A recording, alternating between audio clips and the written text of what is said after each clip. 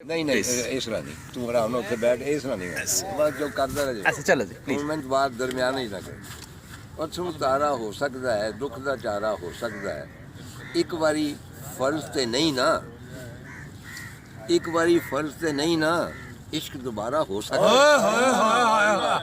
ਕਿਉਂ ਜੀ ਮੈਨੂੰ ਬਹੁਤ ਆਲਾ ਲੱਗਦਾ ਵਾਹ ਅਥਰੂ ਤਾਰਾ ਹੋ ਸਕਦਾ ਹੈ ਦੁੱਖ ਦਾ ਚਾਰਾ ਹੋ ਸਕਦਾ ਹੈ ਇੱਕ ਵਾਰੀ ਫਰਜ਼ ਤੇ ਨਹੀਂ ਨਾ ਇਸ਼ਕ ਦੁਬਾਰਾ ਹੋ ਸਕਦਾ ਹੈ ਕੱਖੋਂ ਹੌਲਾ ਜਾਨ ਨਾ ਸਾਨੂੰ ਕੱਖੋਂ ਹੌਲਾ ਜਾਨ ਨਾ ਸਾਨੂੰ ਕੱਖ ਵੀ ਭਾਰਾ ਹੋ ਸਕਦਾ ਹਾਂਜੀ ਅਜੇ ਨਾ ਰਿਸ਼ਤੇ ਤੋੜ ਤੂੰ ਸਾਰੇ